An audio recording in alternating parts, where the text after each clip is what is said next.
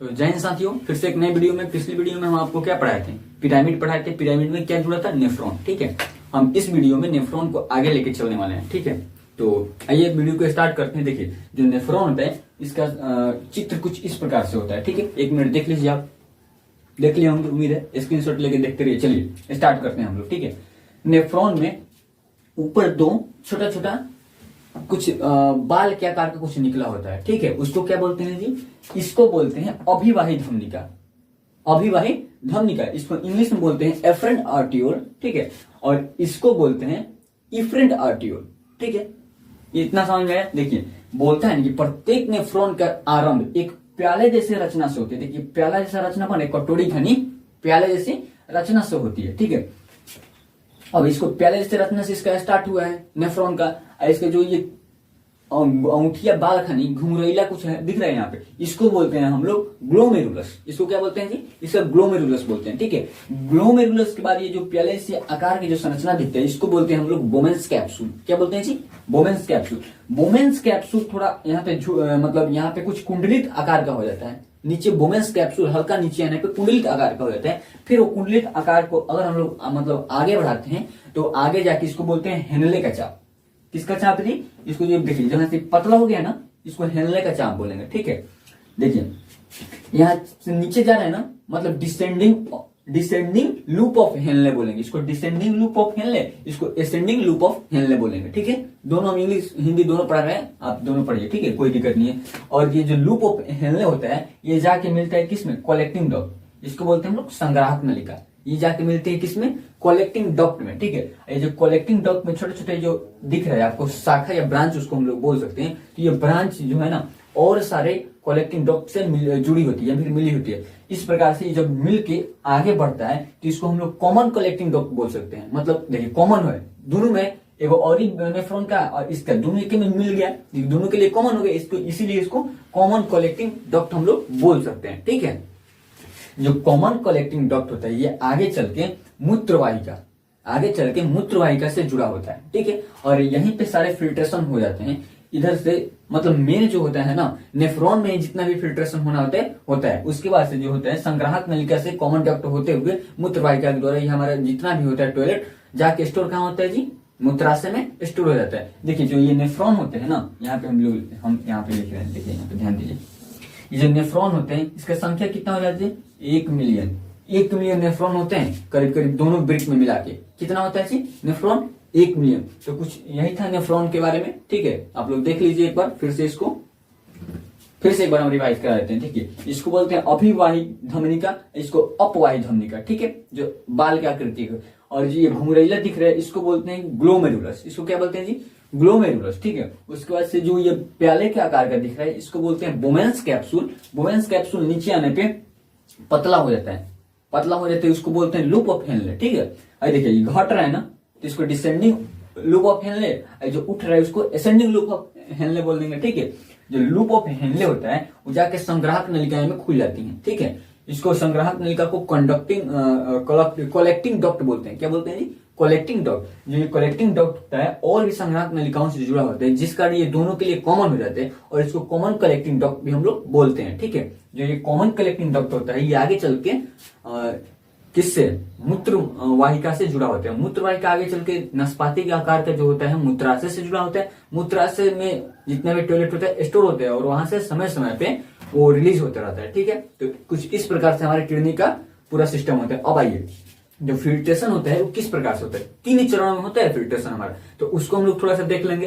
कैसे होता है फिल्ट्रेशन। ठीक है, तो जो ब्रिक का हम लोग का कार्य होता है, ब्रिक अब मेन देखिए, मेन फंक्शन यहीं से स्टार्ट होती है। हमारे ब्रिक का कार्य कैसे करता है? ठीक है, ब्रिक कार्य कैसे करते हैं? देखिए, ब्रिक कार्य नहीं करते, ब्रिक के अंदर जो नेफ्रॉन होते हैं, नेफ्रॉन वही मेन रूप से कार्य करते हैं। ठीक है, तो नेफ्रॉन कैसे कार्य करते हैं आइए उसको हम लोग थोड़ा देखते हैं। देखिए, अभी हम आपको बताएं नेफ्रॉन में क्या था जी? अभिवाही धमनिका था, अपवाही धमनिका था, 2 धमनिका था, ग्लोमेरुलस था। ठीक है, उसके बाद से क्या था? बोमेंस कैप्सूल था, लूप ऑफ हेनले था। वो सब हम लोग चीजों को पढ़ चुके हैं। ठीक है, देखिए सबसे पहला अगर कुछ होता है फिल्ट्रेशन का काम, जो भी मतलब किडनी फंक्शन करते हैं, उसमें सबसे पहला काम होता है ग्लोमेरुलस फिल्ट्रेशन। आइए समझते हैं कि ग्लोमेरुलस फिल्ट्रेशन कहते हैं किसको है। देखिए, ग्लोमेरुलस फिल्ट्रेशन में होता क्या है? 1 नंबर हम यहाँ पे देख बता रहे हैं। 1 नंबर में यहाँ पे होता है ना कि जल यूरिया, जल यूरिया, और क्या जी, यूरिक एसिड, यूरिक अम्ल, और क्या होता है जी, ग्लूकोज, ग्लूकोज, और क्या जी, प्रोटीन।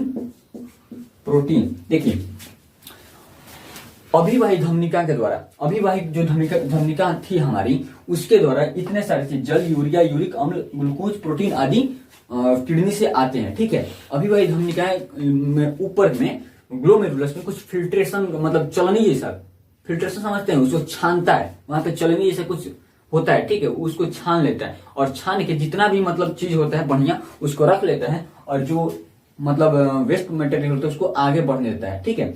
अभिवाही धमनिका क्या होता है ना, उसका जो व्यास होता है वो अपवाही धमनिका के मतलब अपेक्षा थोड़ा ज्यादा होता है। क्या होता है जी, थोड़ा ज्यादा होता है। अब ज्यादा होने के कारण वो क्या करता है, ज्यादा फिल्ट्रेशन करता है, ठीक है। अब फिल्ट्रेट करके इसको छान लेता है। अब छान लिया, अब देखिए कम किसका है, तो अपवाही धमनिका जो था उसका तो कम था ना व्यास, अभी आपको बताएं उसका व्यास कम था। अब व्यास कम होने के कारण उसमें मान लीजिए तनी मनी जगह में ढेर चीज डालिएगा तो क्या होगा, वहां पे प्रेशर बढ़ जाएगा। प्रेशर, अब देखिए छोटा सा पाइप है उसमें पानी ज्यादा डालेंगे तो क्या होगा, उसका प्रेशर बढ़ जाएगा, प्रेशर बढ़ जाएगा। जब भी आप लोग मोटर के पानी को जब पाइप से हम लोग ऐसे उसको पटाते हैं तो क्या करते हैं, आगे उसके नोजवा पे उसको हम लोग पुश करते हैं, दबाते हैं तो क्या होता है, पानी थोड़ा तेज बिकता है। क्यों फेंकता है तेज, कैसे कि उसके अंदर प्रेशर बढ़ जाता है, वही काम होता है यहाँ पे, ठीक है।